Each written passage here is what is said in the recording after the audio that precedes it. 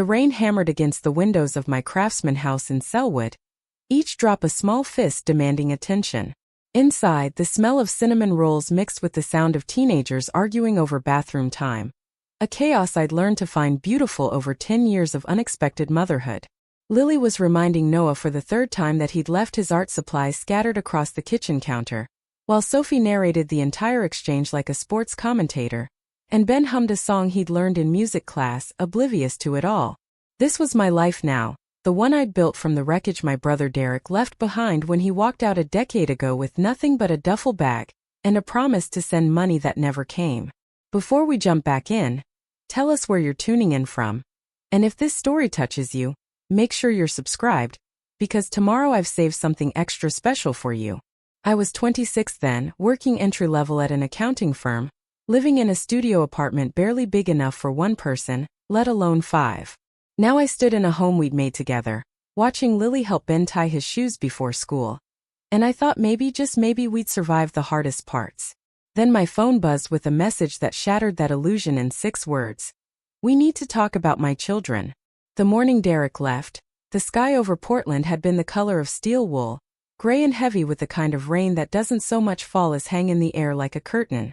I remember because I'd been standing at the window of my studio apartment on Hawthorne, watching the street below turn to dark mirrors, when my phone rang at 5 in the morning. It was Patricia, my mother, and her voice carried a tremor I'd never heard before. The kind that comes when the foundation of something you've built your entire life around suddenly reveals itself to be sand. She told me Derek had left a note on the kitchen table. Something about Los Angeles and a music opportunity he couldn't pass up. About needing to find himself before he could be the father his kids deserved. The note was 3 paragraphs long, she said, but it might as well have been 3 words. I'm not coming back. When I arrived at my parents' house in Milwaukee that morning, the scene inside looked like the aftermath of a storm that had blown through a single room. Lily, who was 6 then, sat on the couch holding 2-year-old Sophie, rocking her with a competence no 6-year-old should possess.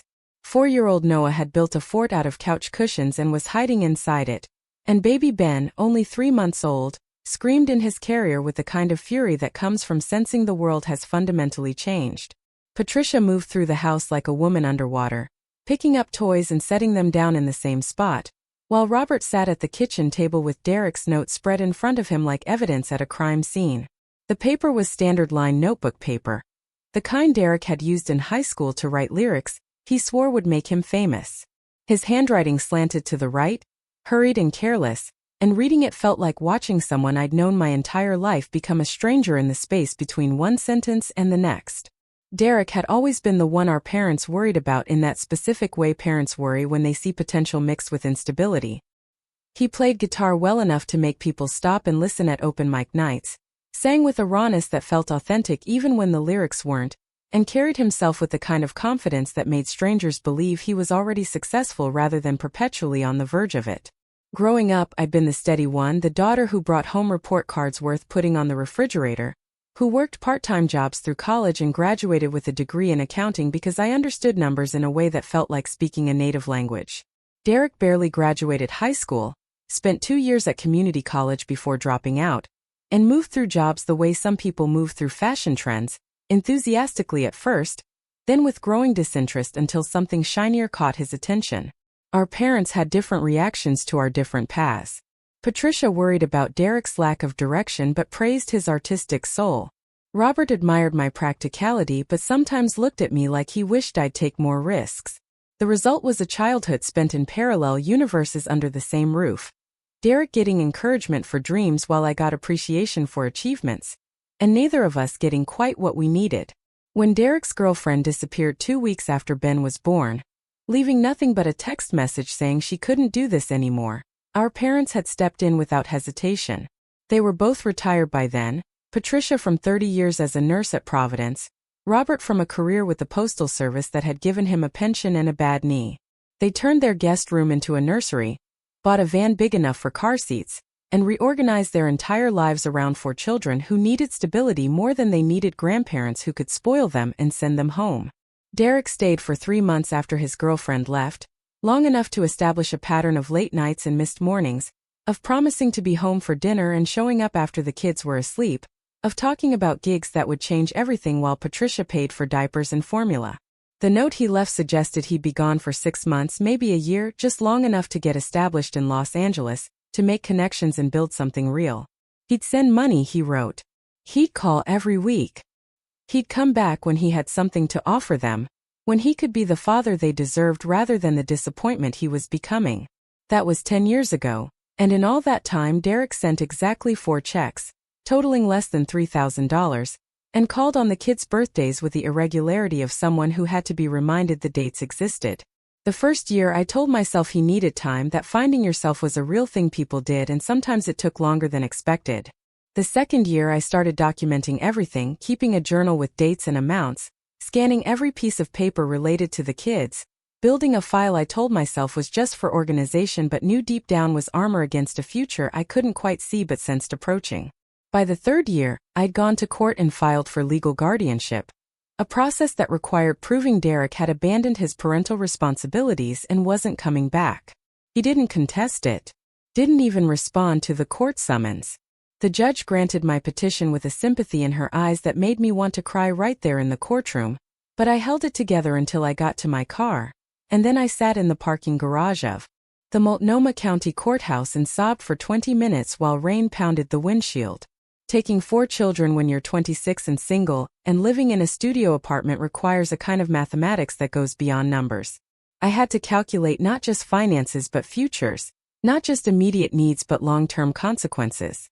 My parents offered to keep the kids living with them, but Patricia's health was already declining, her knees giving out after decades of hospital shifts, and Robert's patience, while vast, had limits that became visible when Ben cried for 3 hours straight with colic. They could help, they said, but they couldn't do it alone, not for years, not for the long stretch of childhood that remained. So I moved into their house for 6 months, sleeping on the couch while I saved every dollar from my accounting job, worked overtime whenever it was offered, and hunted for a house big enough for 5 people that I could afford on a salary designed for one. Jordan, who I'd been dating for only 8 months when Derek left, could have walked away with every justification in the world. Instead, Jordan showed up every evening after work, helped with homework and bedtime routines, and never once made me feel like the kids were an obstacle to our relationship, rather than simply part of it. The house in Sellwood had been a foreclosure, a 1920s craftsman with good bones and cosmetic damage that made it affordable. The kitchen cabinets were water damaged, the bathroom tile was cracked, and the hardwood floors looked like they'd hosted a decade of dogs with long nails. But the structure was solid and there were 4 bedrooms and a backyard big enough for the kids to play in. I bought it with a first-time homebuyer program and a loan that made my accountant brain wince at the interest rate, then spent 2 years of weekends renovating it room by room, learning to tile and paint and install cabinet hardware through YouTube videos and trial and error.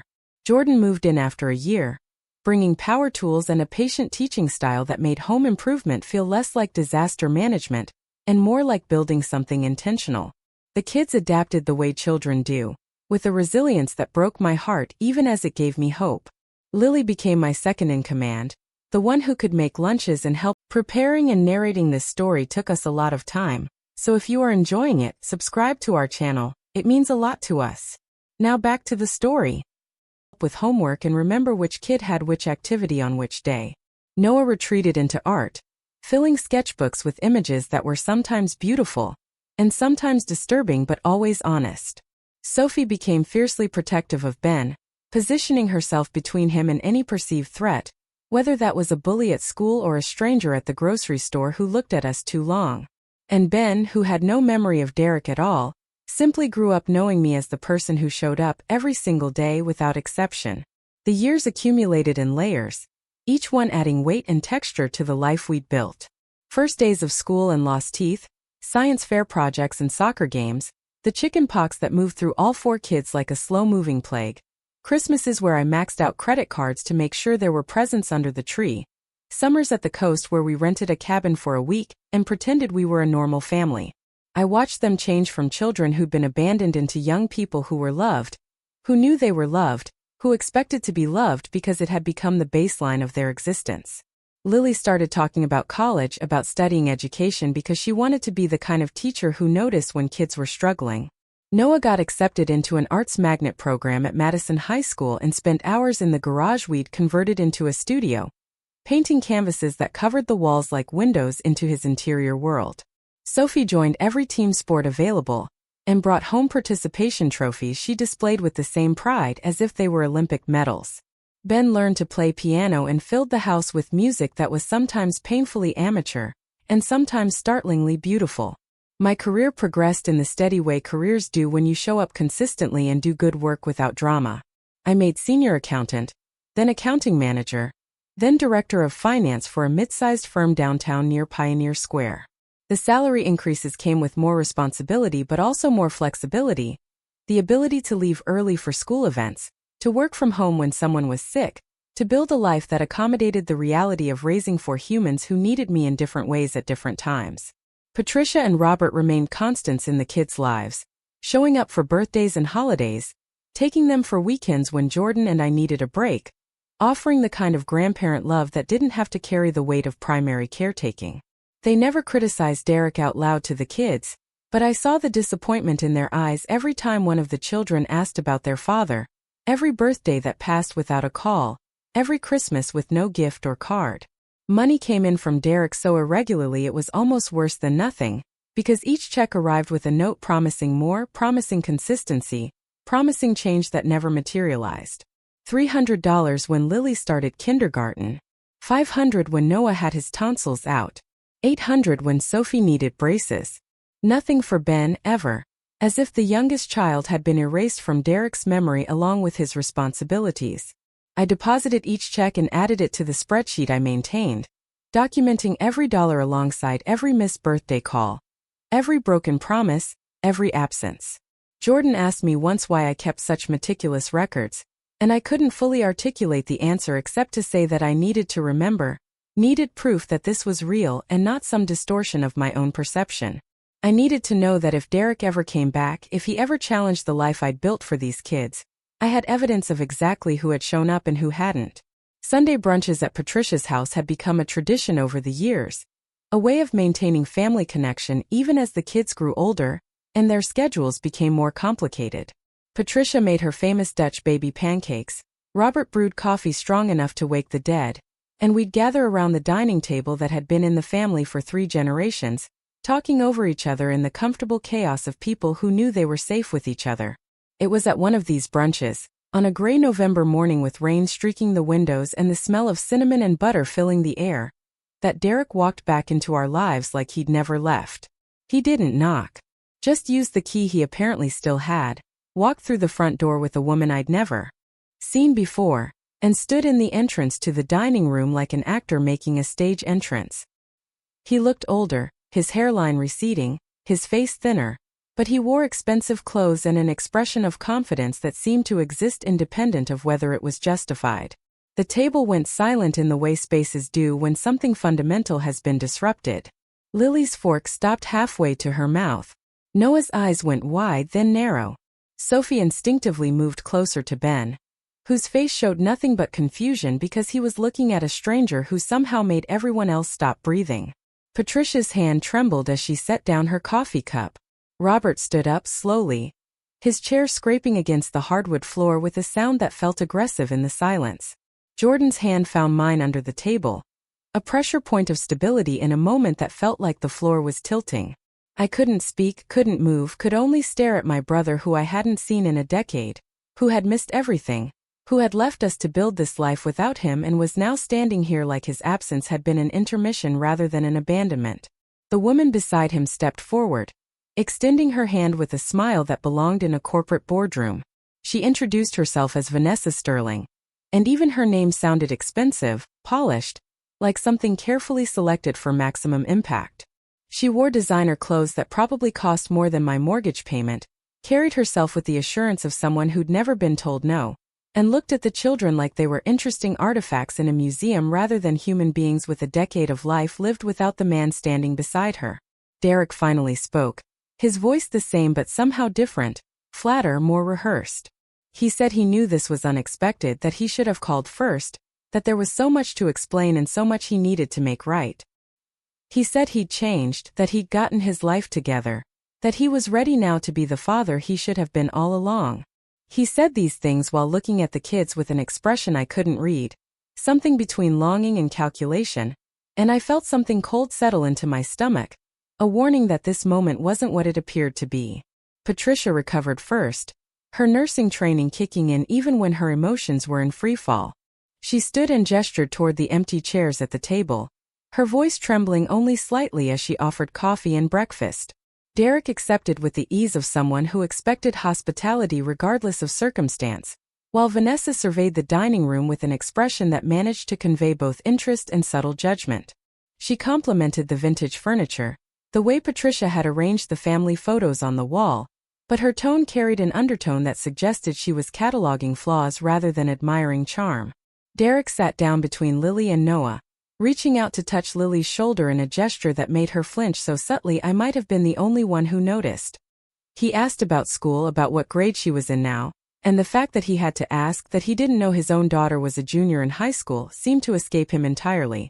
Noah said nothing, his jaw tight, his hands gripping his fork like it was the only solid thing in a dissolving world. Sophie stared at Derek with the kind of intensity that made adults uncomfortable, her protective instincts on high alert even if she couldn't articulate why. Ben looked between all of us, trying to read the room, to understand why the air had become so thick it was hard to breathe. Jordan squeezed my hand harder, a silent question about whether I wanted to leave, to take the kids and walk out, but I couldn't move. I needed to hear what Derek had come to say, needed to understand what had brought him back after all this time. Robert remained standing, his arms crossed over his chest, his postal worker's practicality asserting itself in the form of waiting for facts before responding with emotion. He asked Derek directly what he wanted, why he'd come back now, and the question hung in the air with the weight of a decade's worth of silence. Derek launched into a prepared speech that had clearly been rehearsed, possibly in front of a mirror, possibly with Vanessa coaching him on tone and pacing. He talked about Los Angeles, about how hard he'd worked to establish himself in the music industry, about the struggles and setbacks that had kept him from being able to come back sooner. He said he'd thought about the kids every day, that not being with them had torn him apart, but he'd needed to become someone worthy of being their father before he could return to their lives. He talked about therapy and self-reflection, about confronting his demons and emerging stronger, about meeting Vanessa and finding the stability he'd always lacked. Vanessa nodded along, her hand on his arm, playing the role of supportive partner with the skill of someone who understood that appearances mattered more than authenticity. Derek said he'd achieved success now, that he had resources and stability, that he was ready to be present in a way he hadn't been capable of before. He said he wanted to rebuild relationships with his children, to be part of their lives again, to make up for lost time. The words sounded reasonable on the surface, the kind of redemption narrative people wanted to believe in, but they landed wrong, like puzzle pieces forced into spaces they didn't fit. Lily spoke for the first time. Her voice steady despite the tremor I could hear underneath. She asked him where he'd been for her 16th birthday 6 months ago, for Noah's art show last spring, for Sophie's championship soccer game, for Ben's piano recital. She asked these questions without anger, just genuine curiosity about how someone could claim to think about them every day, while missing every significant moment of their lives. Derek's face tightened, a flash of irritation breaking through the carefully constructed humility.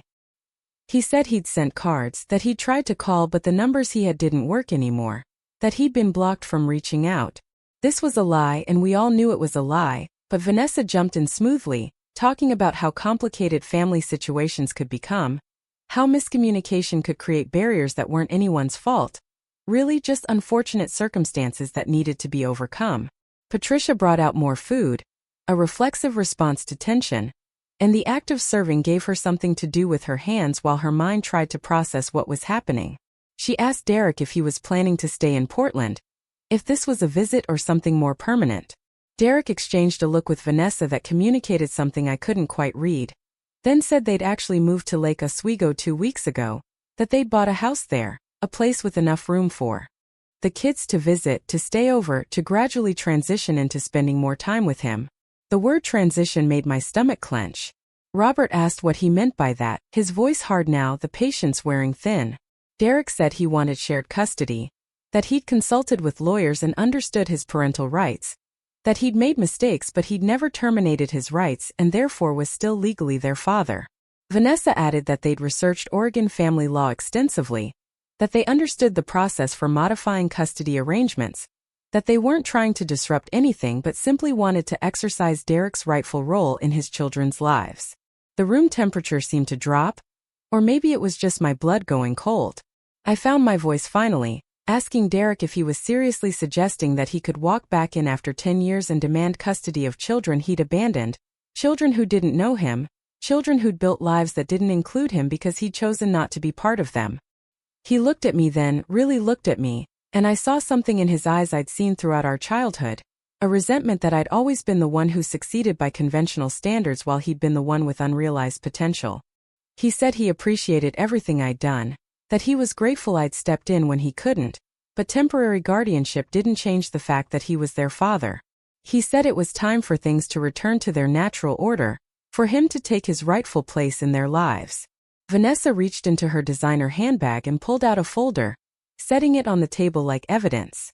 She said they'd prepared a proposal for gradual integration, starting with supervised visits and building toward overnights and eventually a formal custody split.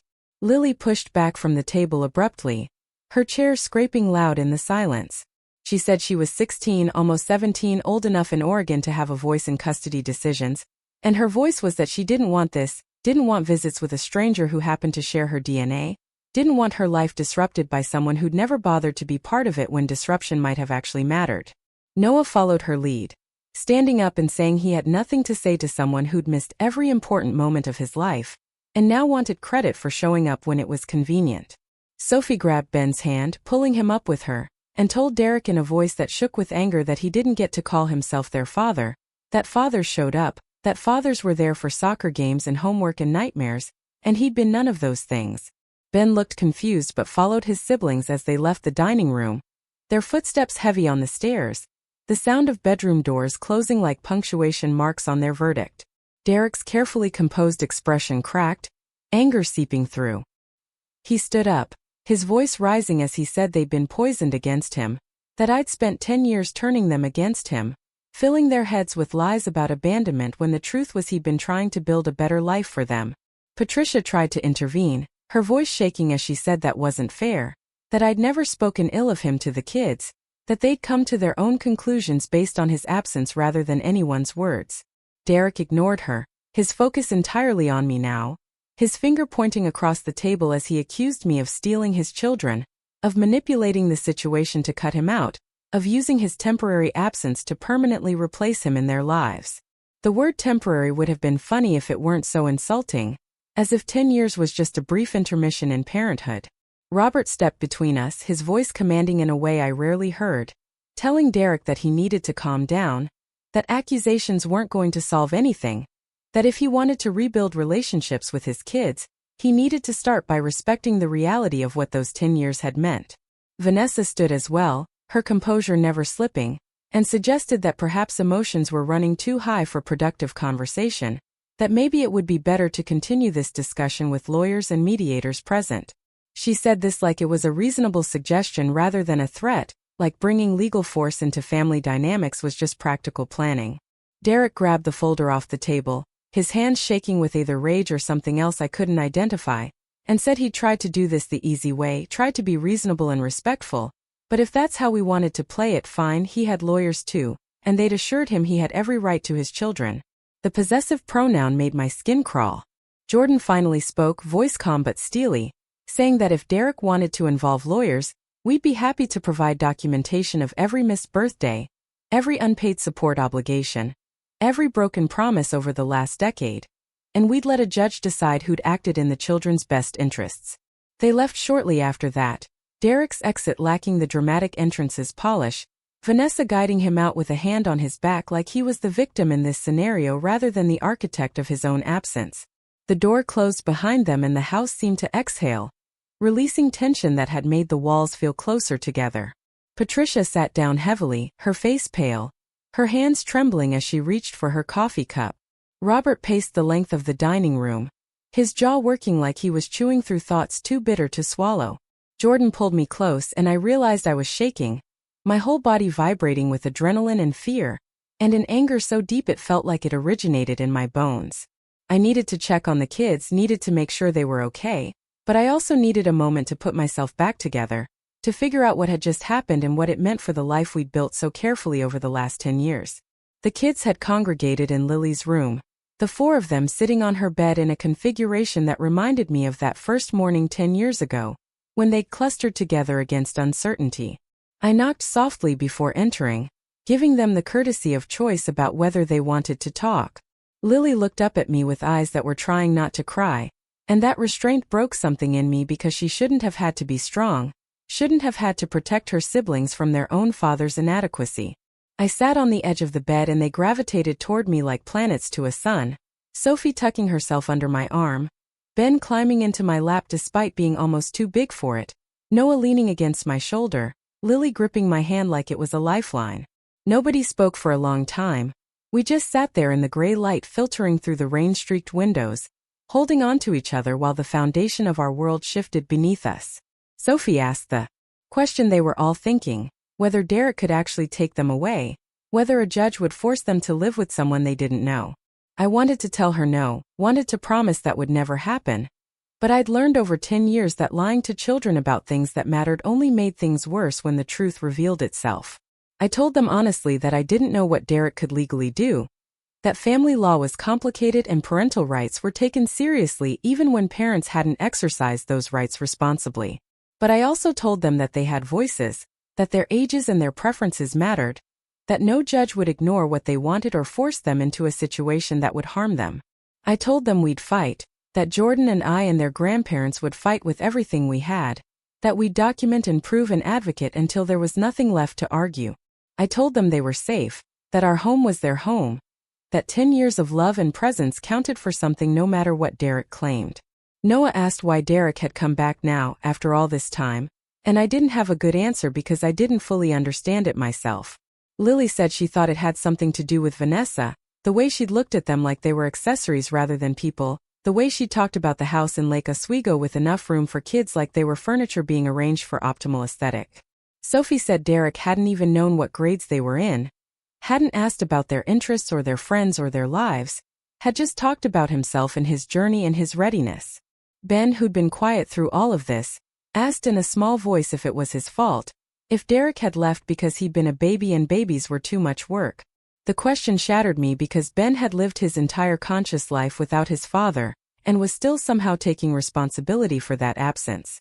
I pulled him closer and told him with as much certainty as I could muster that nothing about Derek's choices had been his fault, that he'd been a baby and babies needed care and fathers who left babies weren't leaving because of the babies but because of something broken in themselves.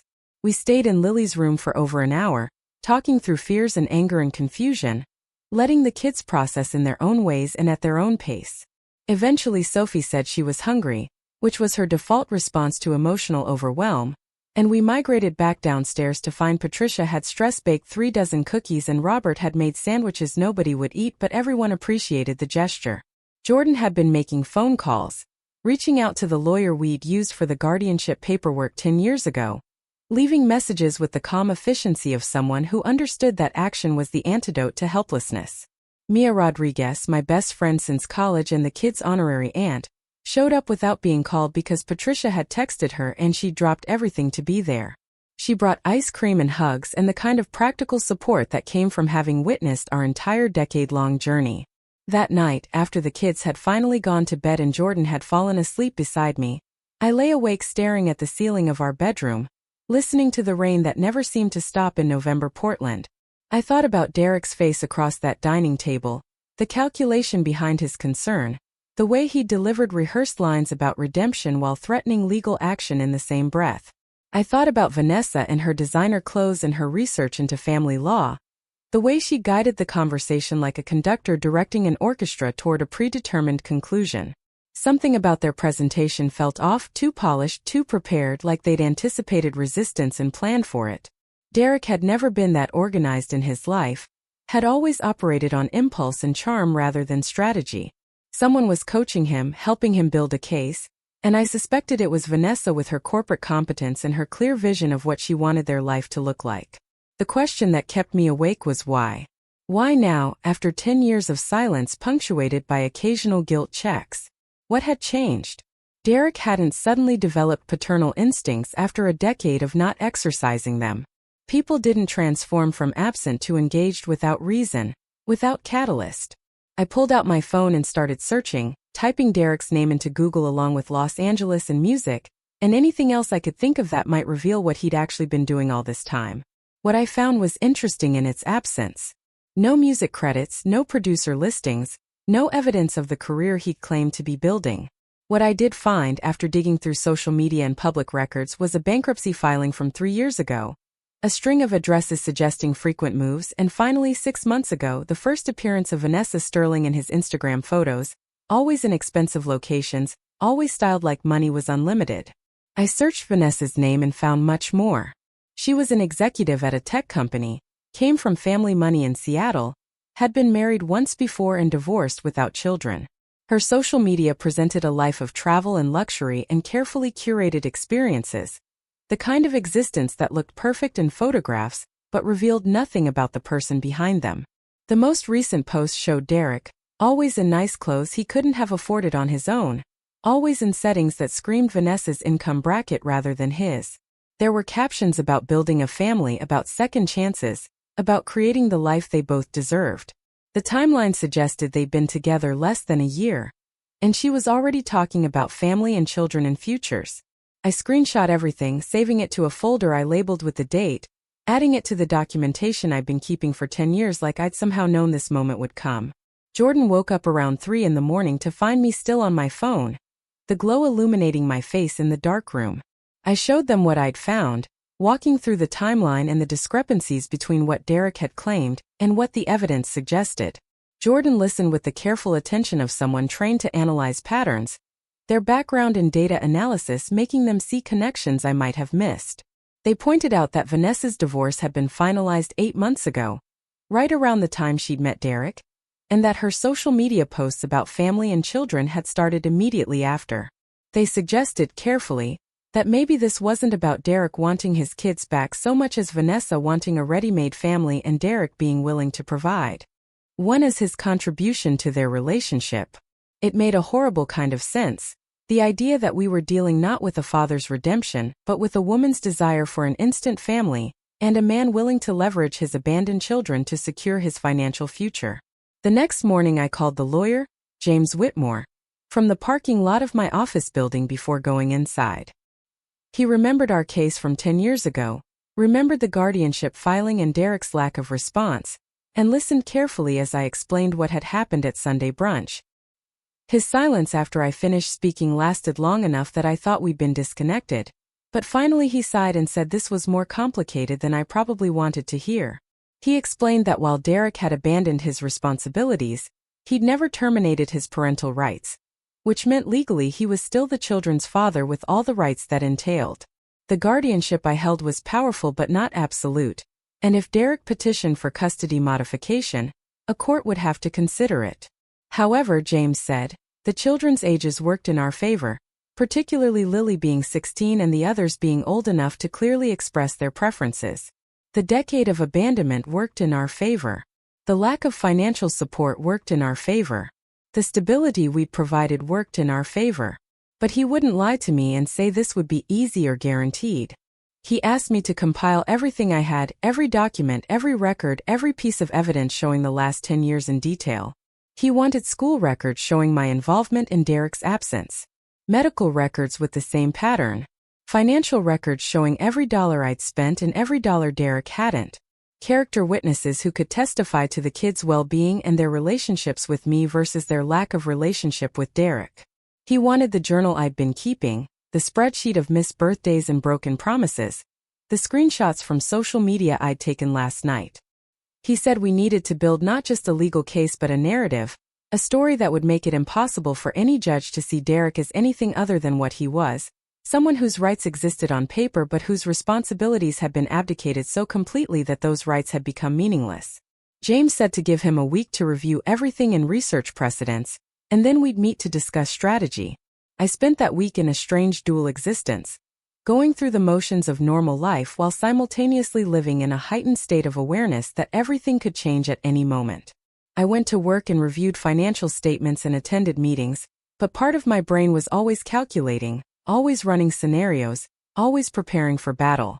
At home, I tried to maintain normalcy for the kids while also being honest about what we were facing. We had family meetings where everyone got to express their fears and their anger and their questions.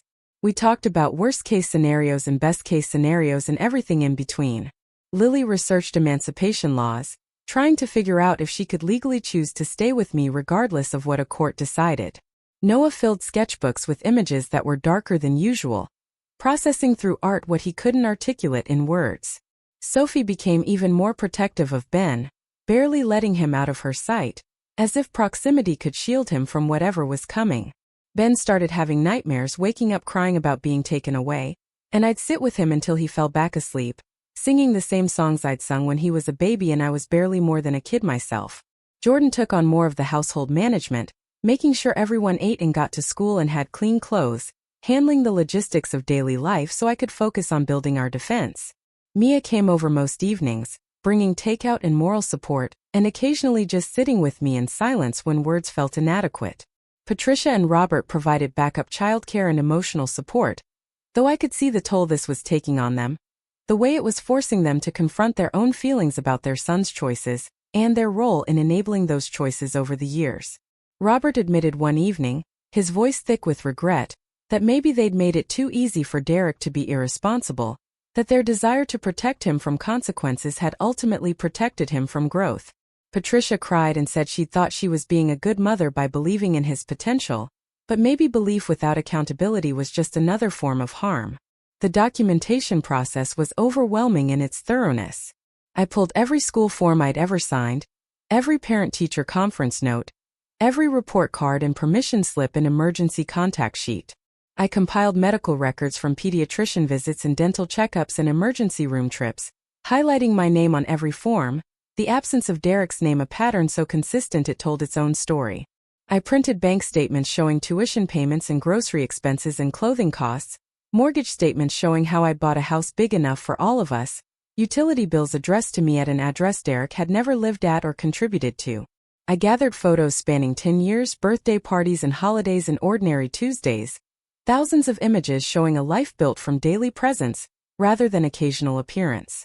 I compiled text messages and emails, the sparse communication from Derek over the years, promises made and broken, child support that never materialized, birthdays acknowledged days late or not at all.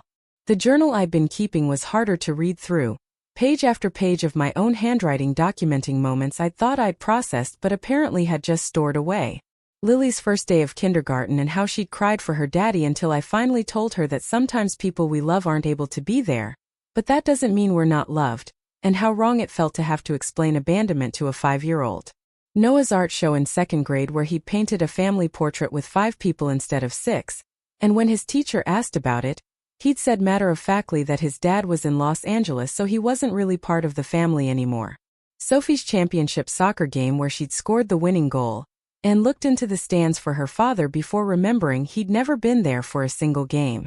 Ben's piano recital last month where he played a piece he'd been practicing for months and afterward asked if maybe this would be the thing that made his dad want to come back, as if his worthiness was measured by his ability to earn his father's presence. I typed it all into a document James could share with the court if needed, organized chronologically with supporting evidence cross-referenced. It grew to over 100 pages, a decade distilled into bullet points and dates and attached exhibits, and reading it made me realize how much we'd survived, how many moments of heartbreak we'd gotten through, how much strength it had taken to build something stable from rubble someone else had left behind. It also made me angry in a way I'd been suppressing, letting myself feel the full weight of Derek's selfishness, the audacity of thinking he could return and claim credit for survival he'd had no part in. The anger was clarifying, burning away doubt and fear and replacing them with absolute certainty that I would fight with everything I had, that I would not let him undo 10 years of love and stability because he decided it was convenient to be a father again. The meeting with James Whitmore took place in his office downtown, a converted warehouse space near the Pearl District with exposed brick and tall windows overlooking the city. Jordan came with me and we sat across from James's desk while he reviewed everything I'd compiled, occasionally making notes, asking clarifying questions, building the framework of our case. After nearly 2 hours, he leaned back in his chair and said we had one of the strongest abandonment patterns he'd seen, that the documentation was exceptional, that the children's ages and clear preferences would weigh heavily in any custody decision. But he also said that Derek hadn't done anything illegal, that absent fathers retained rights unless those rights were legally terminated, and that we needed to be prepared for the possibility that a judge might order some form of visitation or contact even if full custody remained with me. The words hit like cold water, the reality that we might not be able to completely prevent Derek from re-entering the kids' lives settling over us. James explained that family courts prioritize parental rights and family reunification, that even in cases of abandonment, judges often gave parents chances to rebuild relationships with their children. The best outcome we could realistically hope for was maintaining my primary custody, while potentially allowing Derek's supervised visitation that could be terminated if he failed to show up consistently, or if the children showed significant distress. The worst outcome was a judge deciding that Derek deserved a fresh start, and ordering a gradual transition toward shared custody. James said the latter was unlikely given the circumstances, but not impossible, and we needed to prepare for all possibilities. He asked if Derek had filed any paperwork yet, if we'd received any official notice of custody modification or visitation requests. I said no, that it had only been a week since the Sunday brunch confrontation, and as far as I knew Derek was still just making threats rather than taking action. James nodded and said that gave us time to file first, to control the narrative by requesting a formal determination of custody, rather than waiting for Derek to petition for modification. He said we should file for permanent guardianship or even adoption if the kids were open to it, forcing Derek to respond rather than attack. It was a strategic move, positioning me as someone seeking legal clarity about an existing reality, rather than someone defending against a challenge.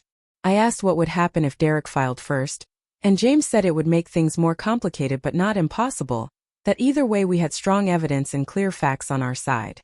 We discussed the kids testifying, whether they'd need to speak to a judge or a custody evaluator, how traumatic that might be and how to minimize harm while still ensuring their voices were heard.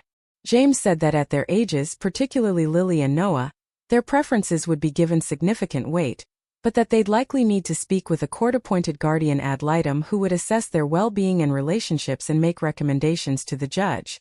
He said the process could take months, that family court moved slowly, that we needed to be prepared for this to dominate our lives for a while. I asked what it would cost and he gave me a number that made my stomach clench, but I'd known this wouldn't be cheap, had been setting aside money in an emergency fund for years in case something like this happened. Jordan squeezed my hand and said we'd figure it out, that we'd take out loans if we needed to, that the kids were worth any cost. As we left James's office, walking through the Pearl District toward where we'd parked, I felt both more prepared and more frightened than I had before. Having a plan helped, knowing what steps to take and when to take them provided structure to chaos. But understanding the legal realities, the fact that Derek had rights simply because he was biologically their father regardless of how completely he'd abdicated his responsibilities, felt like being told the rules of a game where the deck was stacked against common sense. Jordan suggested we stop for coffee at a place we used to frequent before the kids came into our lives, back when we were young and unencumbered and could sit in cafes for hours just talking. We ordered and found a table by the window, watching Portland pass by in its typical November gray, people hurrying through rain that never quite stopped but never quite became a downpour either. Jordan asked how I was really doing, underneath the organization and planning and strategic thinking. I didn't have a simple answer. I was terrified and angry and exhausted, but also absolutely certain that we were right, that the life we'd built was worth protecting, that the kids deserved to choose their own relationships rather than having them forced on them by legal obligation. I said I kept thinking about that first morning 10 years ago, standing in my parents' living room surrounded by 4 children who needed me, having no idea how I'd make it work but knowing I couldn't walk away. I'd been so young, barely an adult myself, and taking on 4 kids had felt impossible until it became simply what life was. Now, facing the possibility of losing them to someone who'd never done the work of being present, I understood that I'd do it all over again. Every sleepless night and financial struggle and moment of overwhelming responsibility, because they'd become the center of my life in ways I couldn't have imagined when this started. The first formal communication from Derek's attorney arrived on a Thursday afternoon, delivered by courier to my office downtown. The envelope was thick, official-looking, the kind of mail that announces itself as trouble before you even open it. I waited until I got home to read it, wanting Jordan present, wanting to be in our space rather than at work when I processed whatever was inside. The kids were at their various activities, Lily at debate club, Noah at his art studio, Sophie at soccer practice, Ben at piano lessons, the carefully constructed schedule that kept our household functioning now feeling fragile, like all our routines might be temporary rather than permanent. Jordan sat beside me on the couch as I opened the envelope, their hand on my knee, steady presence in a moment that felt like standing on the edge of something steep. The letter was professionally composed, cold in its formality, outlining Derek's intention to petition the court for a modification of custody arrangements. It cited his biological relationship to the children, his recent stability and changed circumstances, his desire to exercise his parental rights and responsibilities. It acknowledged my guardianship but framed it as a temporary measure that had served its purpose and should now evolve into shared parenting that included Derek's active participation. The language was careful, never quite accusing me of anything but implying that I'd overstepped, that what had been necessary 10 years ago was now an impediment to the children's relationship with their father. It proposed a gradual reintroduction starting with supervised visits, progressing to unsupervised time, building toward alternating weeks and shared decision-making about education, medical care, and extracurricular activities. The timeline suggested this process would take approximately 6 months, after which Derek expected equal legal and physical custody. Reading it felt surreal, like someone had written fiction about my life using legal terminology. The letter mentioned the children by name but described them as though they were concepts rather than people, referring to their ages and grades but nothing about who they actually were, what they loved, what kept them awake at night, how they'd grown into themselves over 10 years of stability. There was no acknowledgement of Derek's absence, no recognition that he'd missed their entire childhoods, no explanation for why he deserved access to their futures when he'd abdicated responsibility for their pasts. The attached proposal for visitation was detailed and specific, outlining times and locations and rules for contact, treating relationship building like a business transaction with measurable benchmarks and predetermined outcomes. It made my skin crawl, this reduction of human connection to scheduled increments, as if love and trust could be manufactured through court-ordered exposure. Jordan read over my shoulder, their body tensing with each paragraph, and when we finished they said something I'd been thinking but hadn't articulated. They said the letter read like it was written for someone else, that the language and approach felt corporate, strategic in a way that didn't match Derek's personality or capabilities. This wasn't Derek's voice, wasn't his way of thinking or communicating. Someone was orchestrating this, providing the framework and the language and the strategy, and we both knew who that someone was. Vanessa Sterling, with her executive experience and her research into family law, and her vision of what their life should look like. A vision apparently that included instant children to complete the picture of success she'd curated. Derek was the vehicle for her desires, lending his biological connection to her acquisition of the family she wanted without the inconvenience of pregnancy or infant care, or the messy early years she'd skipped entirely.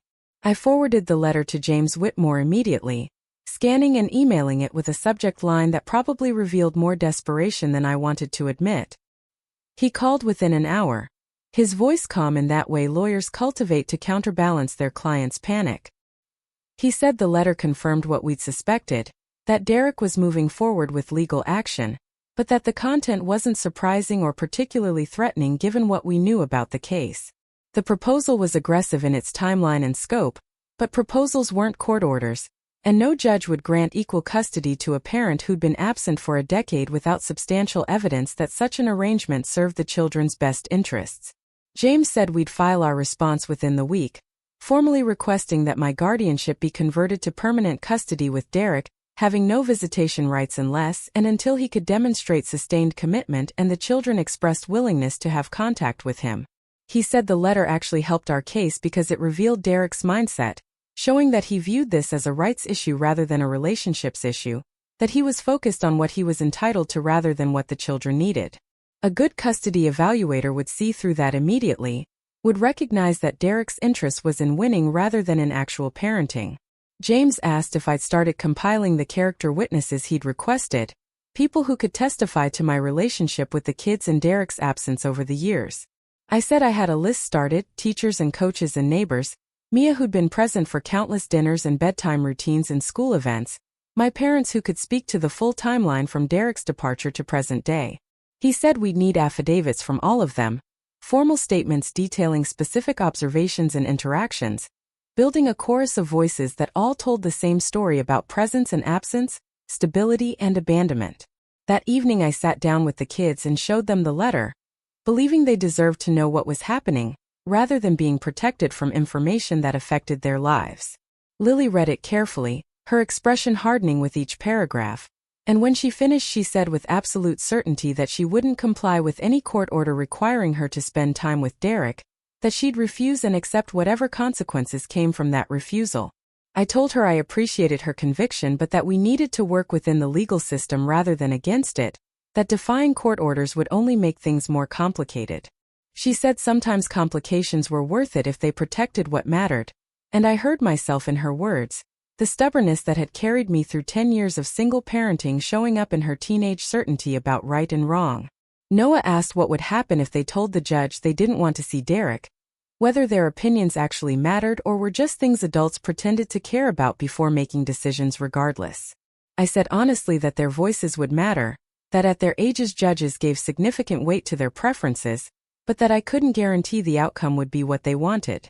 Sophie said she didn't understand why someone could just leave and then come back and have rights, that it seemed like rights should be earned through showing up, and her confusion was legitimate because the logic of family law often contradicted the logic of lived experience. Ben asked the question that broke my heart, whether he'd have to call Derek Dad, whether using that word would mean he was betraying me, and pulled him close and told him that what he called people was his choice, that words only had the meaning we gave them, and Dad was a title earned through action not assigned through biology.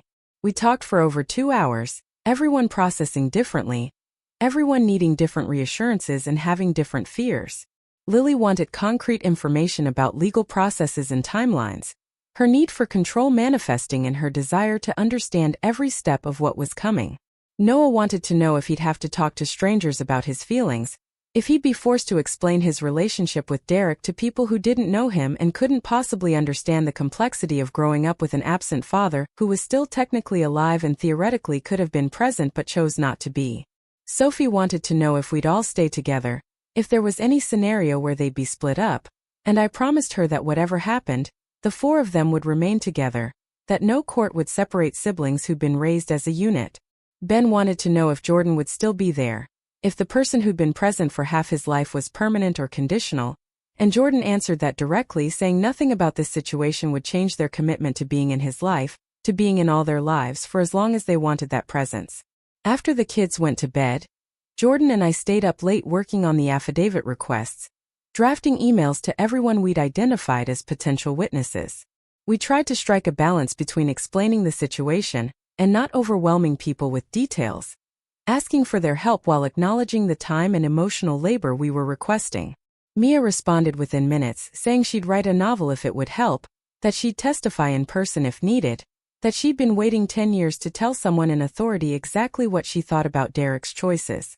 My parents took longer to respond, and when they did, Robert's email was brief but weighted with emotion, saying they'd do whatever was necessary to support us and the kids, that they'd failed Derek by enabling him but they wouldn't fail their grandchildren by staying silent about his abandonment. The responses came in over the next few days, teachers and coaches and neighbors all agreeing to provide statements, many of them expressing anger on our behalf, frustration at a system that gave rights to people who'd never exercised responsibilities.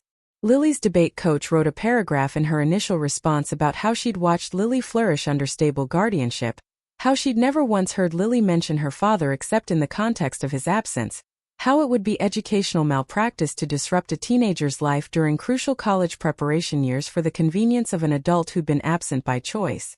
Noah's art teacher sent a more measured response but included several observations about how Noah's work had evolved over the years she'd known him, how themes of stability and home and chosen family appeared consistently, how the few times he'd created pieces about his biological father they'd been marked by absence and negative space rather than presence and connection. Sophie's soccer coach provided specific examples of games and tournaments I'd attended, practices I'd helped with, team events where I'd volunteered, contrasting that with the complete absence of Derek at any team function over the years Sophie had been playing. He mentioned that Sophie had once asked him if it was normal to not have a dad at games if other kids noticed, and he'd told her that what was normal was having people who showed up for you, and she clearly had that even if the configuration looked different than traditional families. Ben's piano teacher wrote about how he'd progressed over the past 3 years, how I'd sat through lessons taking notes so I could help him practice at home, how Jordan had built him a practice space in our basement with soundproofing so he could play without disturbing the household, how the investment we'd made in his musical education was significant both financially and in terms of time and attention. She said she'd taught hundreds of students over her career and could always identify which ones had engaged parents versus which ones were there because it looked good on college applications, and Ben clearly fell into the former category. The affidavits took shape over 2 weeks, each one a window into different aspects of our lives, different moments of presence and absence, different examples of how family got built through daily actions rather than biological connection. Reading them was overwhelming, seeing our lives reflected through other people's observations, understanding how visible the work of parenting had been even when I'd felt like I was just barely keeping everything together. James compiled them into an exhibit for our filing, organizing them by category, witness by witness, building a narrative that was consistent and compelling and difficult to argue against. He said the strength of our case wasn't in any single document or statement but in the pattern they created collectively, the overwhelming evidence that over 10 years I'd done the work of parenting while Derek had done nothing, and that the children had thrived under my care in ways that suggested disrupting that stability would cause harm rather than benefit.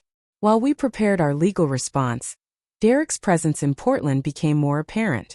He and Vanessa were apparently settling into their Lake Oswego house, posting about it on social media with the enthusiasm of people starting fresh. The house was impressive in a way that felt like overcompensation, too large for 2 people, clearly designed to accommodate a family that didn't yet exist or more accurately, existed elsewhere without their participation. Vanessa's post showed rooms being furnished and decorated, a home office for her remote work, a music studio for Derek that looked more like a stage set than a functional space. There were captions about new beginnings and building dreams and creating the life they'd always wanted, and the comments from their friends were universally supportive, congratulating them on the house and the relationship and their future together. No one apparently aware that the future they were planning involved children who already had a life that didn't include them. Derek started showing up at the kids' activities uninvited, standing at the edge of soccer fields or sitting in the back of piano recitals, not approaching but making his presence known. The first time it happened, Sophie called me from practice in tears, saying he was there watching her, that she felt like she couldn't breathe, that she wanted to leave but also didn't want to give him the satisfaction of disrupting her routine. I told her coach what was happening and he positioned himself between Derek and the field, making it clear through body language that Derek wasn't welcome closer.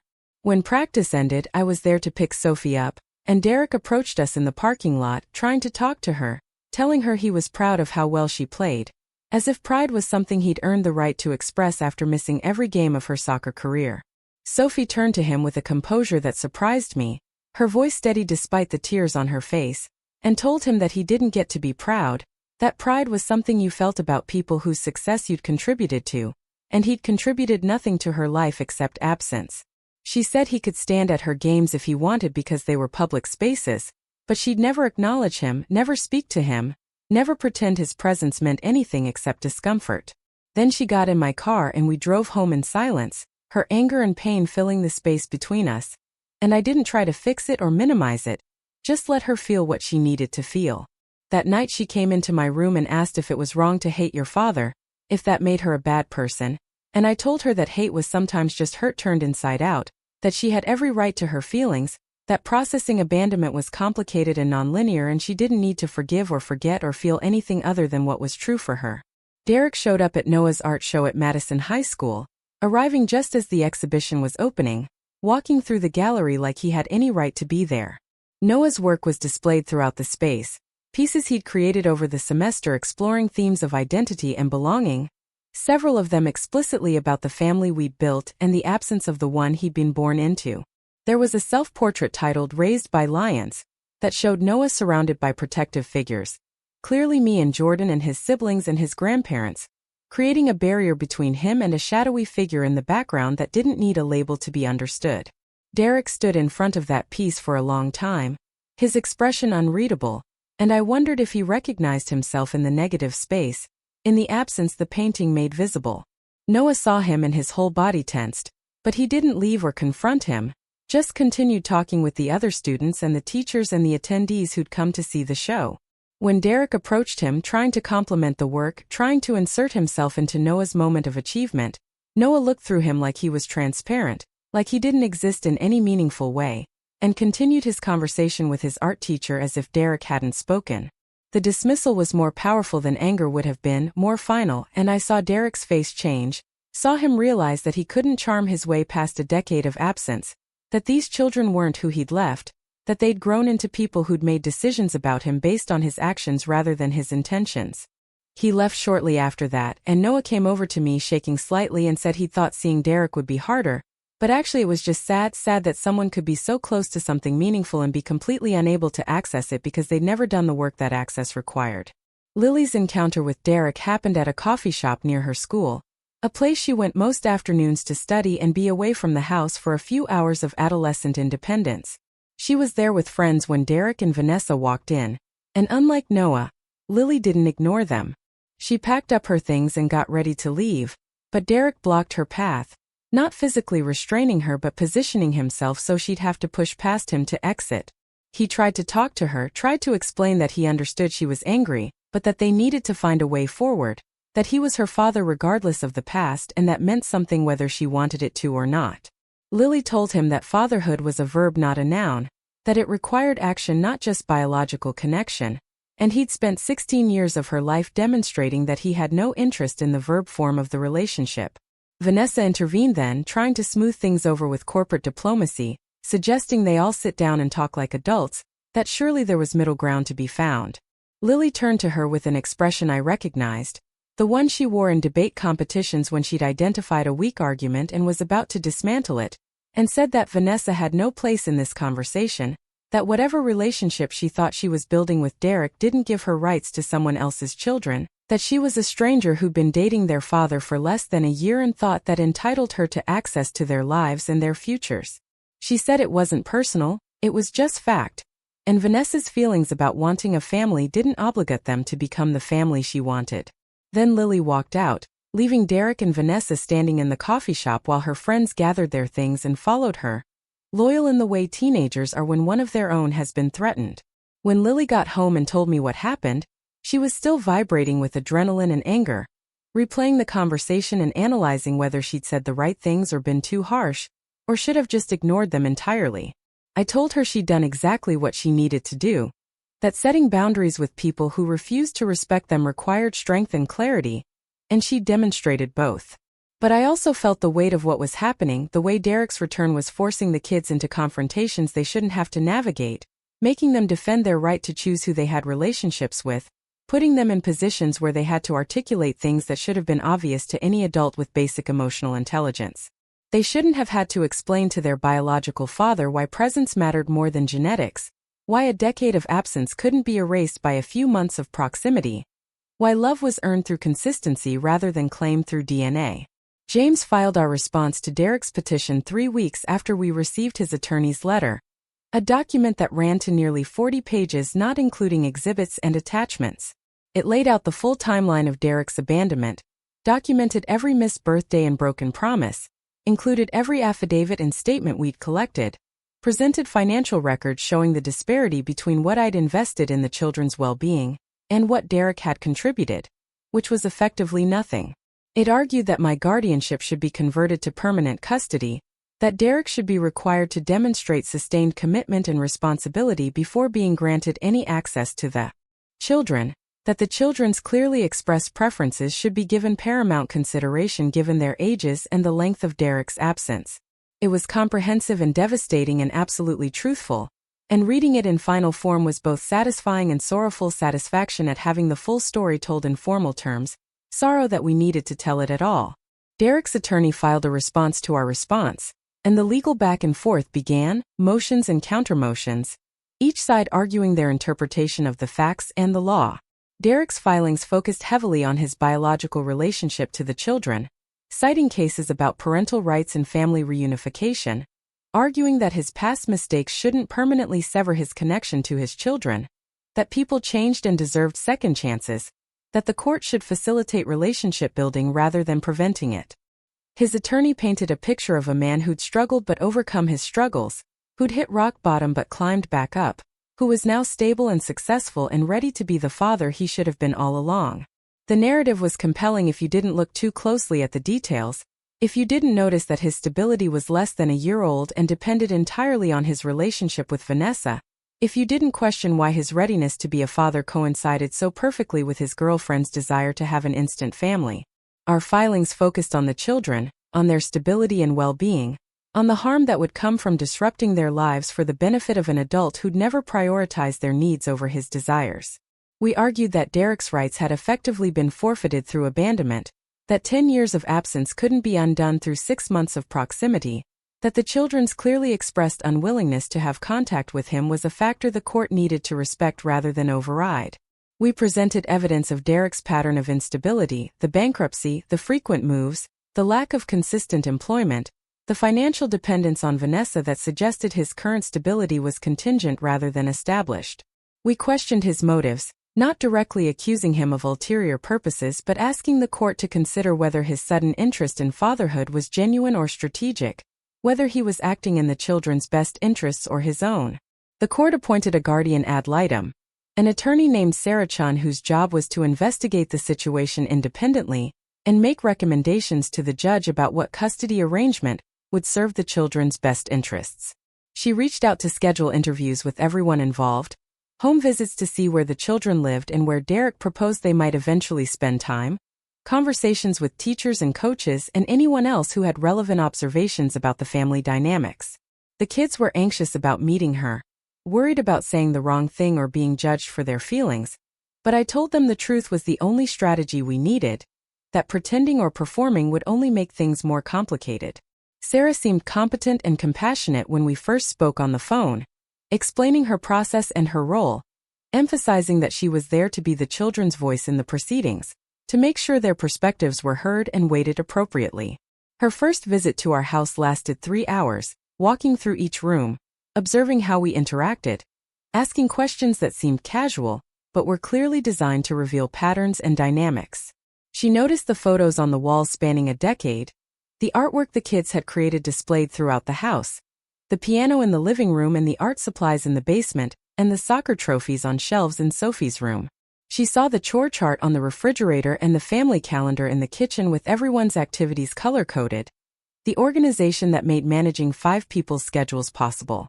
She observed Jordan and me together, how we communicated and divided responsibilities, how the kids interacted with both of us, the ease that came from years of established patterns and mutual respect.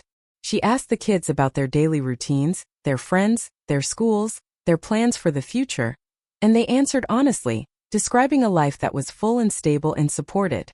Then she asked about Derek, and the energy in the room changed, the kids becoming more guarded, more careful with their words. Lily spoke first, articulating clearly that she had no interest in a relationship with someone who'd been absent by choice, that she was 16 and capable of deciding who she wanted in her life, and Derek wasn't someone she'd choose regardless of biological connection. Noah explained through the lens of his art, talking about how absence had shaped his understanding of family, how he'd learned that presence was what mattered, that showing up consistently was the foundation of trust, and Derek had never built that foundation, so there was nothing to build on now. Sophie was more emotional, saying she didn't understand why they had to explain this to adults, why it wasn't obvious that you couldn't leave for 10 years and expect to come back to love and trust and relationship, that those things didn't just exist in stasis waiting for someone to claim them. Ben said quietly that he didn't remember Derek at all, that Maya was his parent in every way that mattered, and the idea of spending time with a stranger just because that stranger was his biological father made him feel scared and confused. Sarah listened without interrupting, taking notes, her expression neutral but her eyes revealing that she was hearing what they said and understanding the weight of it. She asked if anyone had pressured them to say these things, if they felt free to express their true feelings, or were worried about consequences for being honest. They all said no, that I told them to be truthful, that their feelings were valid regardless of what anyone else thought they should feel. She asked if they'd be willing to give Derek a chance if the court ordered it, if they could imagine any scenario where contact with him might be something they'd participate in willingly. Lily said flatly that she'd comply with court orders because she wasn't going to get herself in legal trouble, but compliance wasn't the same as willing participation, and no judge could order her to feel or express affection she didn't have. The others echoed similar sentiments, varying levels of willingness to physically show up, but absolute unwillingness to pretend that presence equaled relationship. Sarah's visit to Derek and Vanessa's house happened the following week, and while I wasn't present for it, James got a report from Derek's attorney about how it went. Apparently they'd prepared extensively, the house staged like a model home, rooms designated for each child with furniture and decorations purchased specifically for the guardian ad litem's visit. Evidence of planning for a future that didn't yet exist and might never. Vanessa had apparently done most of the talking, describing their vision for blended family life, the activities they'd planned, the ways they'd integrate the children into their household gradually and thoughtfully. Derek had tried to express emotion about missing his children's lives, about wanting to make amends and build something new, but according to James's source his performance had felt rehearsed, like he was reading from a script Vanessa had written rather than speaking from genuine feeling. Sarah interviewed them separately as well, asking Derek specific questions about the children that he apparently struggled to answer. He didn't know what grades they were in, couldn't name their teachers or their friends, didn't know what subjects they excelled in or struggled with, couldn't describe their personalities or their interests with any specificity. When pressed about why he'd been absent for so long, his answers were vague, talking about personal struggles and timing not being right, never taking full responsibility for abandonment, never acknowledging that his choices had been selfish and harmful. When asked what had changed to make him ready now, he talked about Vanessa, about how meeting her had given him stability and purpose, essentially admitting that his interest in fatherhood was connected to his romantic relationship rather than to any internal growth or genuine desire to know his children. Sarah's questions to Vanessa were apparently more pointed, asking about her motivations, her understanding of the children's perspectives, her willingness to accept that they might never want the relationship she was envisioning. The preliminary report Sarah submitted to the court wasn't made available to us directly, but James had contacts who gave him the general outline of her recommendations. She'd found that the children were thriving in my care, that they lived in a stable, loving environment with clear routines and strong support systems, that disrupting their lives would cause significant harm without clear corresponding benefit. She'd noted their ages and their strongly expressed preferences, emphasizing that they weren't young children who could be transitioned through gradual exposure, but teenagers with clear identities and firm boundaries about who they wanted in their lives. She'd observed that Derek's interest in fatherhood appeared contingent on his relationship with Vanessa rather than stemming from genuine desire to know his children as individuals, that his knowledge of them was superficial at best, that his planning for their integration into his life was more about what he wanted than what they needed. Her recommendation, according to James's sources, was that my custody should remain primary and exclusive, that Derek should not be granted visitation rights at this time, but that the door should remain open for future modification if Derek could demonstrate sustained commitment over a period of years, and if the children at that point expressed willingness to have contact with him. She suggested Derek might benefit from therapy to address why he'd abandoned his responsibilities, and what had really prompted his return, whether his motivations were about the children or about his own needs and desires. She noted that Vanessa's role in pushing for custody was concerning, that her desire for instant family shouldn't supersede the children's right to choose their relationships, that adults needed to prioritize children's well-being over their own wants. The report was apparently thorough and well-reasoned, and James said it was exactly the kind of recommendation we'd hoped for, strongly in our favor while still acknowledging Derek's theoretical rights as a biological parent. Derek's response to the preliminary report was predictable, his attorney filing objections and requesting additional evaluation, arguing that Sarah had been biased, that she'd given too much weight to the children's current feelings without considering their long-term need for paternal relationship, that she'd failed to adequately consider Derek's rights as a parent. The objections felt desperate. Grasping at procedural, the hearing was scheduled for a gray Tuesday in March, 6 months after Derek had walked back into our lives with his rehearsed contrition and his expensive lawyer. The Multnomah County Courthouse downtown felt imposing in the way government buildings do. All marble and echoes and the weight of decisions being made that would alter lives in ways that couldn't be undone. We arrived early, James wanting us settled and calm before proceedings began, and we sat on wooden benches in the hallway while other families cycled through their own crises and resolutions. The kids were dressed formally, Lily in a blazer she'd borrowed from a friend, Noah in the button-down shirt he usually saved for art openings, Sophie in clothes that made her look older than 12, Ben in slacks that we'd had to buy because he'd outgrown everything appropriate in his closet. They sat close together, that familiar configuration of protection and solidarity, and I wondered not for the first time what it did to children to have to defend their right to stability in a courtroom. Derek arrived with Vanessa and his attorney precisely 15 minutes before the hearing was scheduled to begin, cutting it close in a way that felt intentional, creating urgency that might work in his favor. He dressed carefully, a suit that was expensive without being ostentatious, his hair trimmed and styled, his expression practiced somewhere between humble and hopeful. Vanessa wore designer clothes that probably cost more than my monthly mortgage payment, perfectly tailored and utterly professional, playing the role of supportive partner with the dedication of someone who understood that appearances mattered in places like this. She carried a leather portfolio, notes and documents organized with the precision of someone who'd built a career on preparation and presentation. Derek's attorney was a woman in her 50s with silver hair and a reputation for winning difficult custody cases, someone who specialized in parental rights and knew how to frame abandonment as temporary absence and selfishness as self-discovery. The courtroom was smaller than I'd imagined, less dramatic than television had led me to believe, just a judge's bench and tables for attorneys and wooden benches for observers. Judge Patricia Morrison presided, a woman in her 60s who'd been on the family court bench for 20 years, and had a reputation for being fair but tough, unwilling to tolerate manipulation or half-truths from either side. She reviewed the files in front of her while we took our seats, James and I at one table, Derek and his attorney at the other, the kids sitting behind us with Jordan and my parents providing physical and emotional support. The court reporter prepared her equipment, and a bailiff stood by the door, and the mundane administrative details of justice unfolded while my heart hammered against my ribs hard enough that I wondered if everyone could hear it. Judge Morrison began by outlining the purpose of the hearing, reviewing the custody modification petition Derek had filed and the response we'd submitted requesting that my guardianship be converted to permanent custody. She noted Sarah Chen's report and the strong recommendation it contained, but emphasized that she'd be making her own determination based on all the evidence presented, that guardian ad litem reports were advisory but not binding. She asked Derek's attorney to present their case first, giving Derek the opportunity to explain why he believed shared custody was in the children's best interests, and what had changed to make him capable of parenting after a decade of absence. The attorney stood and launched into an opening statement that painted Derek as a man who'd made mistakes but had done the hard work of personal growth, who'd recognized his failures and addressed them, who'd achieved the stability necessary to be a present and engaged father.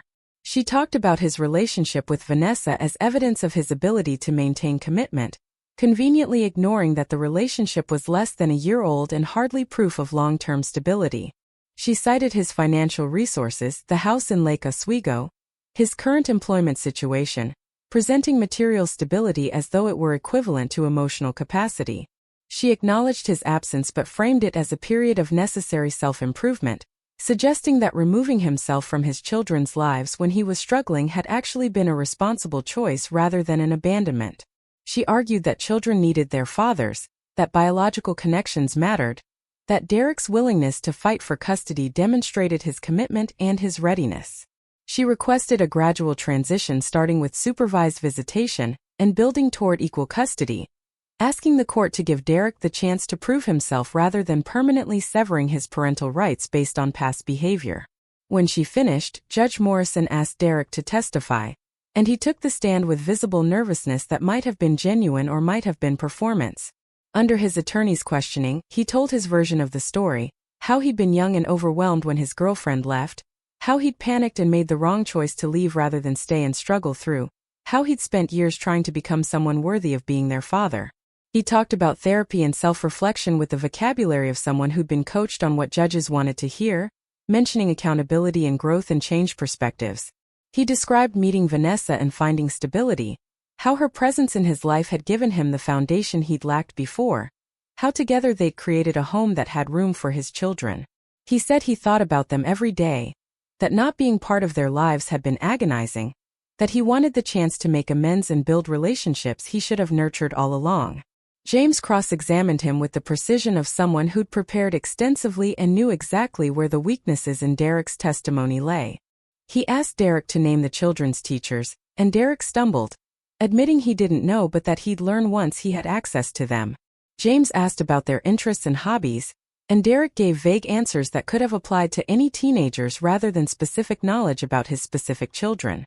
James asked why Derek had sent only 4 checks totaling less than $3,000 over 10 years, why he'd missed birthdays and holidays consistently, why his phone calls had been so irregular as to be effectively non-existent.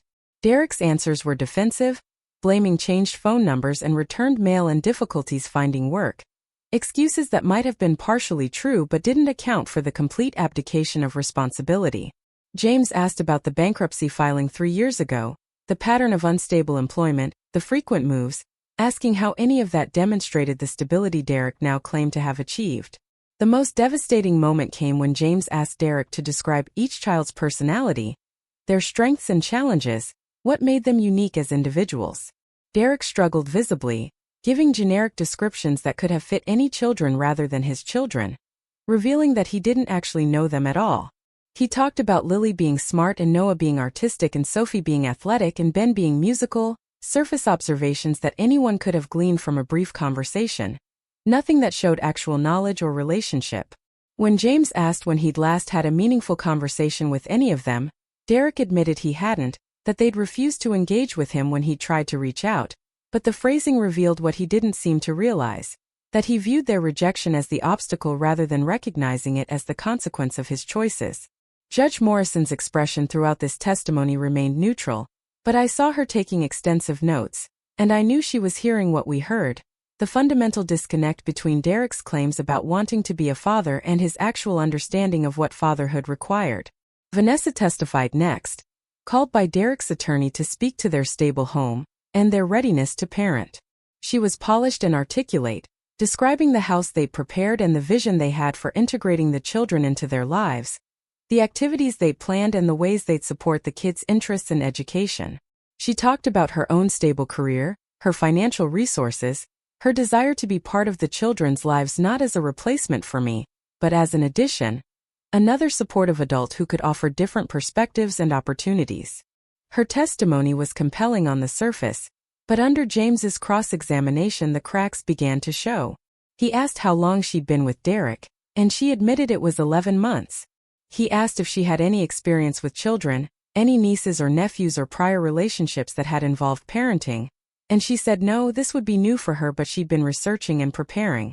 James asked if the children knew her at all, if she'd had any interactions with them beyond the one Sunday brunch, and she admitted they hadn't been receptive to her attempts at connection. The question that exposed the most came when James asked why she wanted to be part of the children's lives given that they'd made it clear they weren't interested in a relationship with her or with Derek. Vanessa's answer revealed everything we'd suspected, that this was about what she wanted rather than what the children needed. She talked about building a family, about how she'd always envisioned having children but her career had taken priority, and now she was 42 and traditional paths to motherhood felt less viable, and Derek's children represented an opportunity to have the family experience she wanted without starting from infancy. She said this like it was reasonable, like children were interchangeable components in her life plan rather than human beings with their own autonomy and preferences. Judge Morrison's expression finally shifted, a subtle tightening around her mouth that suggested Vanessa had just confirmed something the judge had suspected, but needed to hear stated explicitly. My testimony came next and I'd been dreading it because talking about the last 10 years meant revisiting every difficult moment, every night I'd cried in the shower so the kids wouldn't hear, every time I'd stretched $1 further than seemed possible, every sacrifice that had felt enormous in the moment but insignificant compared to what the kids needed. James walked me through the timeline methodically, establishing when Derek left, how I'd stepped in, the legal guardianship process, the decade of daily parenting that followed. I described the house in Sellwood and how we'd made it a home, the routines we'd established, the way we'd built a life that worked for all 5 of us and then 6 when Jordan moved in. I talked about the kids' achievements and their struggles, the parent-teacher conferences and the doctor's appointments and the late-night conversations about homework and heartbreak and everything in between. I presented the financial records showing what I'd invested in their well-being, not to emphasize money but to demonstrate commitment, the tangible evidence of showing up consistently over time. Under cross-examination, Derek's attorney tried to paint me as someone who'd overstepped, who'd used Derek's temporary absence to permanently insert myself between him and his children, who'd turned them against him through years of subtle influence. She suggested I'd encouraged their rejection of him, that I had a vested interest in maintaining exclusive custody, that my refusal to facilitate contact between Derek and the children over the years had damaged relationships that might otherwise have been salvageable. I answered as calmly as I could, explaining that Derek had never asked for contact, never tried to maintain relationships, never sent letters or gifts or made any effort that I could have either facilitated or prevented. I said I'd never spoken negatively about him to the children, that I'd answered their questions honestly but hadn't volunteered criticism, that their feelings about him had formed through his absence rather than through anything I'd said. I pointed out that at their current ages, they were capable of forming their own opinions and making their own choices, that my influence over their relationships was minimal compared to their own lived experience of abandonment. The children testified individually, each meeting privately with Judge Morrison in her chambers rather than in open court, a protection for their privacy and their emotional well-being. Sarah Chun sat in on the conversations, and James was allowed to be present as my attorney, but Derek and Vanessa and the general public were excluded. I wasn't allowed in either, had to sit in the courtroom waiting while each child spent 30 to 45 minutes talking with the judge, trusting that they'd express themselves clearly and honestly without me there to support or guide them. Lily went first, and when she emerged 40 minutes later she looked exhausted but composed, giving me a tight nod that suggested it had gone as well as it could. Noah followed, then Sophie, then Ben, each of them disappearing behind the judge's chamber's door and emerging later looking drained but relieved to have their voices heard.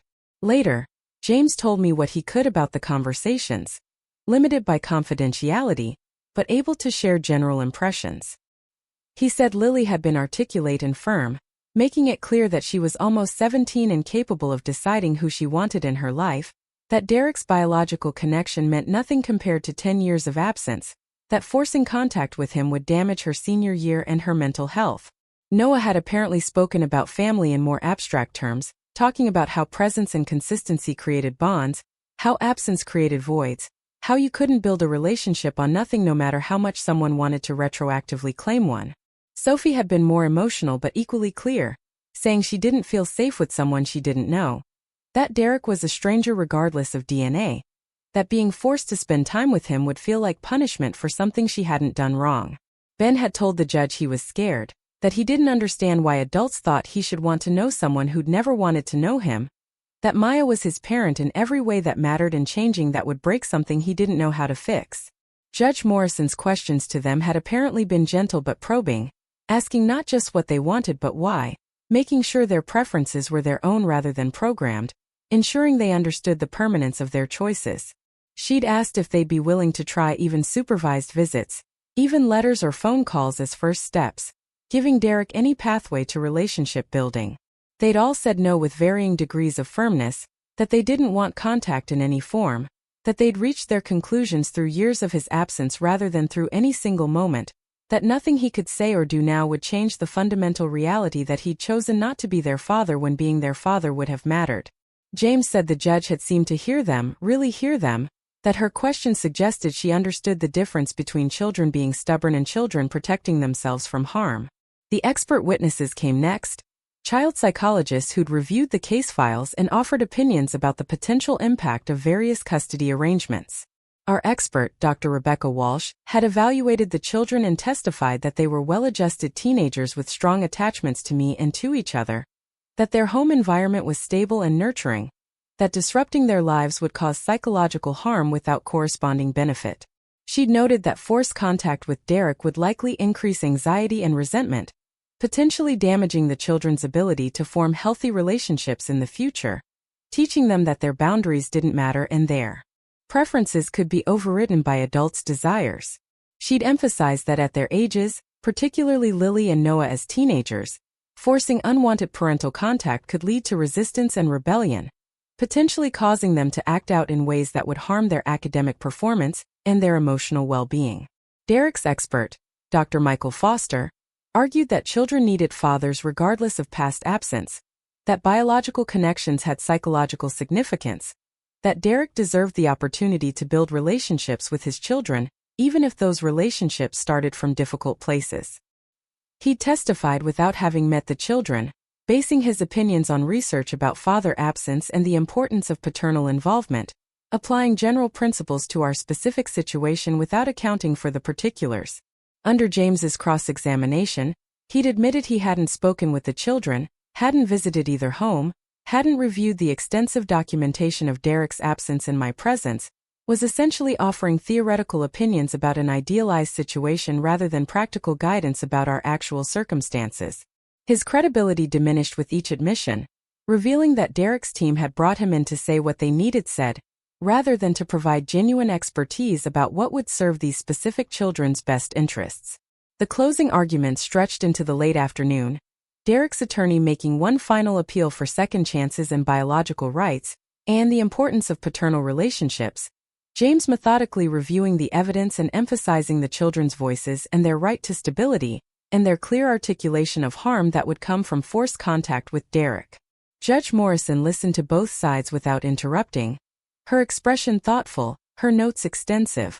When the arguments concluded, she said she'd take the matter under advisement, that custody decisions required careful consideration, and she wanted time to review all the evidence and testimony thoroughly. She said we'd receive her written decision within 30 days, that both parties should refrain from contact with each other during that period, that the children should be allowed to continue their normal routines without disruption while she deliberated. The waiting was excruciating, worse than the hearing itself because at least during the hearing there was action and forward motion. The 30 days stretched like months, every morning waking up wondering if today would be the day. Every time my phone rang checking if it was James with news. The kids tried to continue normally, attending school and their activities, but the uncertainty hung over all of us like whether we couldn't escape. Lily threw herself into college applications, using the distraction of essays and deadlines to avoid thinking about what might happen if the judge ruled against us. Noah painted compulsively, filling canvases with images that grew progressively darker as the days passed. Sophie's soccer performance suffered, her coach pulling me aside to ask if everything was okay at home, if there was something he should know about that was affecting her play. Ben had nightmares again, the same ones from when Derek first returned, waking up convinced he was being taken away and needing reassurance that he was safe, that he was home, that nothing had changed yet. Jordan held us together through those weeks, managing logistics and providing emotional support, and being the steady presence that allowed me to fall apart when I needed to without the kids seeing. Mia checked in daily, offering to take the kids for activities or outings, giving them breaks from the tension that filled our house despite our best efforts to contain it. My parents struggled with their own guilt and grief, Robert particularly wrestling with the role they played in creating Derek's sense of entitlement, Patricia mourning the son she'd thought she'd raised versus the man he'd become. We gathered for Sunday dinners still, maintaining the tradition even though Derek's absence from it was more noticeable now than it had been before his return, the ghost of him haunting the empty chair in ways his actual absence never had. The decision arrived on a Thursday, 27 days after the hearing, delivered via email from the court with a copy sent to both attorneys. James called me immediately, his voice carrying relief I could hear before he said anything substantive. He read me the relevant portions, Judge Morrison's carefully worded ruling that granted my petition for permanent custody, denied Derek's request for visitation, and terminated his parental rights pending his right to appeal. The decision was thorough, referencing Sarah Chen's report extensively, quoting from the children's testimony about their clearly expressed preferences and their articulated reasons for those preferences, noting the decade of abandonment and the lack of evidence that Derek had any genuine relationship with the children or understanding of their needs as individuals. Judge Morrison had written that while parental rights were significant, they weren't absolute, that the court's primary obligation was to the children's well-being rather than to parents' desires, that 10 years of absence had effectively severed whatever bond might have existed through biology alone. She'd noted that the children were old enough to have valid voices in custody decisions, that their unanimous rejection of contact with Derek wasn't stubbornness but self-protection, that forcing them into relationship with someone they experienced as a threat to their stability would cause harm the court was unwilling to inflict. She'd been particularly critical of Vanessa's testimony, noting that the desire to acquire ready-made children to fulfill personal family fantasies was not a valid reason to disrupt those children's established lives, that children were not accessories to adult relationships but individuals with their own rights to choose their connections. The decision addressed Derek's claims about wanting to make amends by noting that amends were made through sustained action over time, not through legal force, That if he genuinely cared about his children's well-being, he would respect their boundaries rather than violating them through court orders. She'd written that his absence of knowledge about basic facts of their lives, his inability to describe their personalities or interests with any specificity, his defensive responses to questions about his abandonment all suggested that his interest was in asserting rights rather than building relationships. The ruling concluded by stating that my guardianship was converted to permanent custody, that I had sole legal and physical custody of all 4 children, that Derek's parental rights were terminated with prejudice, meaning he couldn't petition for modification without showing substantial change in circumstances and, without the children expressing willingness to have contact with him, neither of which seemed likely given the current situation. I read the full decision 3 times, alone in my car in the parking lot of my office building, tears streaming down my face, a decade of fear and fighting and fierce protection finally releasing in sobs that shook my whole body. We'd won. The kids were safe. Derek couldn't take them, couldn't force contact, couldn't disrupt the life we'd built through 10 years of showing up every single day. I called Jordan first, barely able to speak through crying, and they said they'd leave work immediately, would pick up the kids from school early, would meet me at home so we could tell them together. I called my parents next, Robert answering and his voice breaking when I told him, Patricia taking the phone and crying so hard she couldn't speak, both of them carrying guilt they didn't need to carry but would anyway because that's what parents did even when their children were adults making their own terrible choices. We gathered in the living room of our Sellwood house, the 5 of us and Jordan and my parents, and I read the decision aloud to the kids, letting them hear Judge Morrison's words about their voices mattering, their preferences being valid, their right to choose their relationships being respected. Lily cried, something she rarely allowed herself, and said she'd been so scared that being right wouldn't matter, that biology would win over everything else, that she'd have to spend her senior year being forced into relationship with someone she didn't know and didn't want to know. Noah said he felt like he could breathe for the first time in months, that the weight he'd been carrying had been crushing and now suddenly it was gone. Sophie asked if it was really over, if Derek couldn't come back and try again, and I told her honestly that he could appeal but that Judge Morrison's decision was thorough and well-reasoned and unlikely to be overturned, that we were as safe as we could be within the legal system. Ben climbed into my lap despite being too big for it, and said quietly that he was glad he could keep calling me what he'd always called me, that changing it would have felt like losing himself. Derek's attorney filed a notice of appeal 2 weeks later. Predictable but ultimately futile. The appeals court upheld Judge Morrison's decision 6 months later without much deliberation, noting in their brief ruling that the trial court had properly weighed all factors and reached a reasonable conclusion supported by substantial evidence. Derek and Vanessa's social media went quiet after that. No more posts about building family or second chances. Their Lake Oswego house apparently sold within the year based on public records I checked, not because I was looking for them but because I needed to know they'd moved on. I heard through my parents that Derek and Vanessa had broken up, that she'd apparently decided instant family through complicated custody battles wasn't the path she wanted after all, that Derek had moved back to Los Angeles or maybe Seattle, the details vague because my parents had stopped tracking him too, finally releasing themselves from the obligation of knowing where their son was or what he was doing. Life returned to something approximating normal, or maybe it created a new normal that was actually better than what we'd had before because the threat that had been lurking was now definitively gone. Lily graduated high school with honors and got accepted to University of Oregon with a scholarship, planning to study education like she'd always said she would. Noah's art was featured in a citywide youth exhibition, and a local gallery owner expressed interest in representing him when he was old enough, telling him he had a perspective that deserved larger audiences. Sophie's soccer team won the state championship, and she scored the winning goal. And this time when she looked into the stands she saw everyone who mattered already there cheering for her. Ben performed a piano solo at a recital downtown, playing a piece he'd composed himself that was haunting and beautiful and entirely his own creation. Jordan and I got married on a Saturday in June, a small ceremony in our backyard with the kids standing up with us, Lily reading a poem she'd written about chosen family, Noah creating the invitations and decorations, Sophie and Ben walking us down the aisle because the traditional structure didn't fit our unconventional path to this moment. Patricia and Robert cried through the entire ceremony.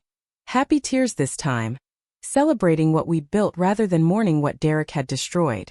Mia gave a toast at the reception about witnessing our family form and grow, about how love was a verb not a feeling, about how every day for 10 years she'd watched us choose each other, And that was what made us family regardless of what any legal document said. The adoption papers were filed a year after the custody decision, a legal formality more than anything since I'd been their parent in every meaningful way for over a decade. But having it official mattered to the kids, particularly Ben, who'd never known anything else but wanted the documentation that matched his reality. The judge who presided over the adoption hearing was different from Judge Morrison, but she'd clearly read the case history and understood what this moment meant. She asked each child individually if this was what they wanted, if they understood that adoption meant permanent legal relationship, if they had any questions or concerns.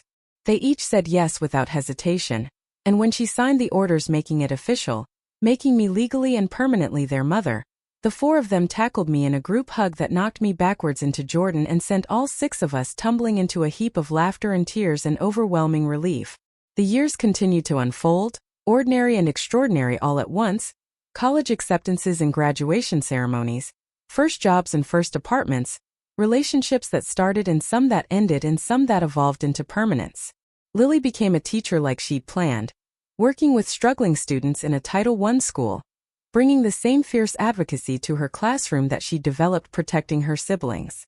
Noah's art career took off slowly then suddenly, his work appearing in galleries across the Pacific Northwest, his perspective on family and belonging resonating with audiences who'd lived their own versions of chosen connection. Sophie got a soccer scholarship to Portland State, studying sports medicine and planning to work with youth athletes, giving back to the community that had supported her through difficult years. Ben studied music composition, creating scores that were used in independent films and theater productions, his talent nurtured by a decade of having the space and support to develop it. We stayed in the Sellwood house the craftsman eyed, bought when they were young, gradually filling with new memories that layered over old ones, renovations and updates marking time's passage, but the foundation remaining solid. The kids moved out eventually the way kids do when they become adults, but they came back for Sunday dinners, bringing partners and eventually children of their own, the family expanding in ways I never could have imagined that first morning when Derek left and I thought I was just filling a temporary gap.